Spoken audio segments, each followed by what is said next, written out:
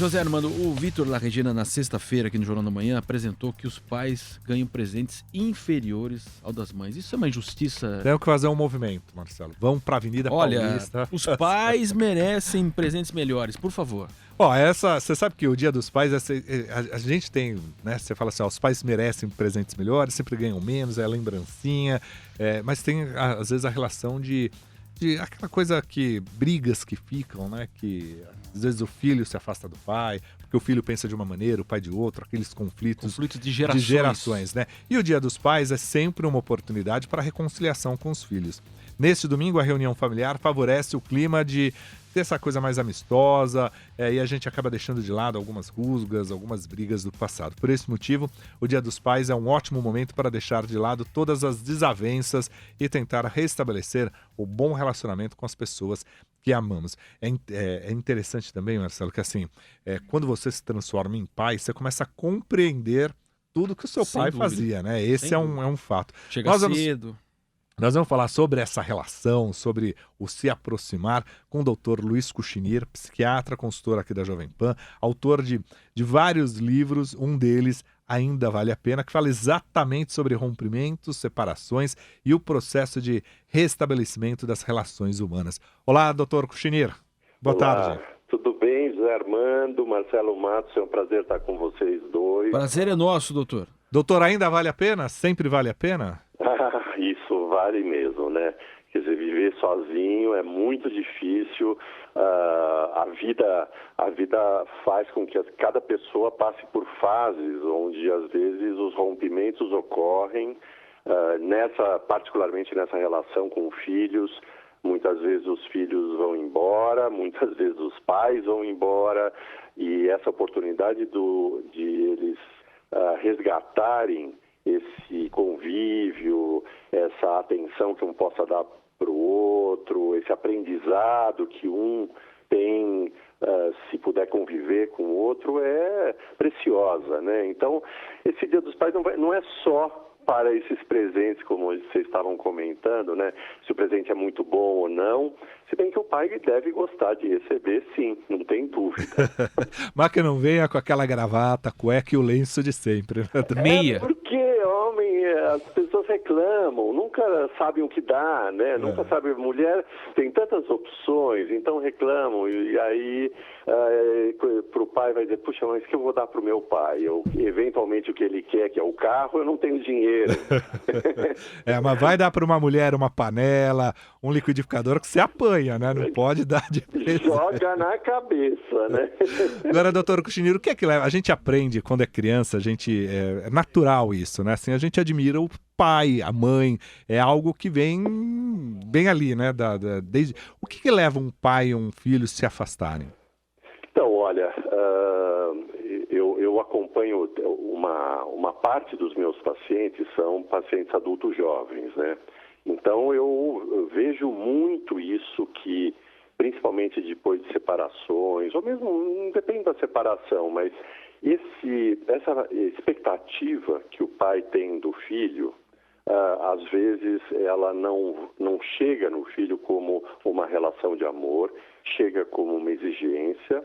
É claro que se isso é traduzido pela mãe como um pai inadequado, um pai abandonador, um pai desvalorizador, é claro que isso vai minando essa relação pai e filho. A gente sabe muito bem como a relação mãe-filho, mãe-filha, né? Ela é muito poderosa. Ela consegue emitir sinais, códigos, valores, é um dicionário todo que é passado da vida, principalmente das relações afetivas, e se às vezes a mãe, ou por raiva do pai, ou por não saber compreender, ou por problemas dela em relação aos homens, ela transmite coisas que eventualmente ela nem percebe, né, que está transmitindo isso para os filhos. E os filhos ficam machucados, se afastam do pai, e os dois perdem, né? Esse filho perde um pai que é tão importante, e o pai perde o filho que é para ninguém conseguir esquecer na vida, né, quando perde um filho. Fausto. Doutor, com a chegada das redes sociais, né, os aplicativos de bate-papo online, o contato próximo, o contato cara a cara, né? O dizer te amo pro seu pai, um abraço no seu pai, passou a ser deixado de lado, né, doutor? Isso. Bom, já em muitas famílias, né, já é difícil isso. Muitas famílias não têm esse código de abraçar e beijar pai, né? Outras têm isso, mas só conseguem executar de uma maneira automática, física, e não têm a palavra, não sabem conversar, não sabem olhar olho a olho, não sabem no presencial dizer, olha, eu gosto muito de você, ou eu te amo mesmo, ou puxa, como você é importante para mim. E até mesmo o pedido de desculpa, né, doutor? Bom, quer dizer, você imagine, poder falar o quanto ama é difícil. Imagina essa sensação de pedir desculpas, porque às vezes o pedir desculpas se reporta a situações de humilhação que impedem que a pessoa possa fazer esse gesto. E esses pais, às vezes, pais e filhos, né? Às vezes fazem tudo isso, todo esse pedido de desculpas de uma maneira camuflada, de uma maneira disfarçada, mas fazem. Quer dizer, esse pai que está, assim como esse pai que demonstrava o amor com toda a dedicação que ele tinha, que ele vem tendo, né, em relação a cuidar de filho e a prover filho e a dar estabilidade para filhos, né? Ele pode estar mostrando o quanto perguntar para ele onde ele quer almoçar, onde ele quer jantar, ou perguntar da escola, ou chegar perto, já é um pedido de desculpas. Agora, doutor, sempre eu acho que é um erro se imaginar que sempre, não, eu vou falar isso daqui a um tempo, eu vou falar isso depois, eu vou deixar. É um erro, né, doutor? A gente muitas vezes fica esperando esse tempo, sempre adia, nunca chega esse tempo e não fala nada, né? Puxa, isso é crucial, né? Poder aproveitar aquele momento, porque a gente sabe muito bem que aquele momento ele pode acabar de uma hora para outra.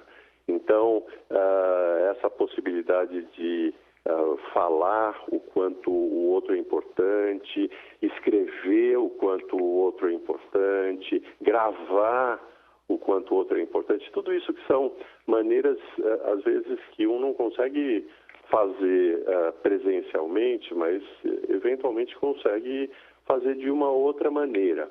Mas a declaração, esse termo, né, de declarar o quanto o outro é importante, isso são palavras que são inesquecíveis. Então, esse adulto lá na frente que vai lembrar, puxa, o meu pai um dia falou isso para mim. Ou esse filho que vai lembrar depois que não pode, eventualmente não pode ter mais esse pai, dizer assim, puxa, eu consegui falar isso para o meu pai. É o maior presente, é o maior presente. Esses filhos que puderem oferecer isso para um pai, eu duvido que tenha algum pai que não guarde isso, mesmo que ele não consiga falar para os amigos dele, porque às vezes ele vai falar. Muitas vezes o filho não escuta o quanto esse pai tem orgulho dele, né? E o quanto ele promove, o quanto ele aplaude. Às vezes ele tem uma das maneiras que eu tenho lá nas sessões de terapia, quando eu faço essas sessões de vínculo, né, pai e filho, é perguntar para o filho, antes de a gente começar o trabalho, o que ele gostaria, o que ele mais gostaria que o pai dele falasse dele na sessão. E claro que eu faço toda uma pesquisa, o que ele não gostaria, o que ele sabe que ele vai falar, e a partir disso esse pai escuta. Ele pode repetir as palavras que o filho falou, não, mas esse momento de poder escutar o que esse pai acha desse filho é um presente que esse é um grande presente que esse pai vai dar para o filho. E da mesma forma, esse filho que conseguir oferecer para o pai algumas palavras que são palavras de o quanto ou seja para essa filha ou para esse filho, o quanto esse pai está sendo importante na vida deles, foi importante, vai ser um exemplo na vida deles. Isso é o grande presente que qualquer pai pode receber nesse Dia dos Pais.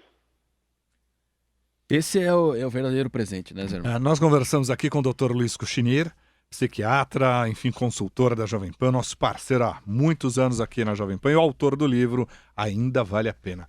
Dr. Kuchinir, obrigado, boa tarde, bom Dia dos Pais. Muito obrigado para vocês também, viu? Vocês também.